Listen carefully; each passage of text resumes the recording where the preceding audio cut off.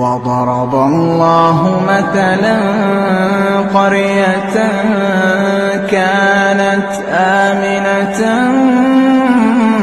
مطمئنة يأتيها رزقها رغدا من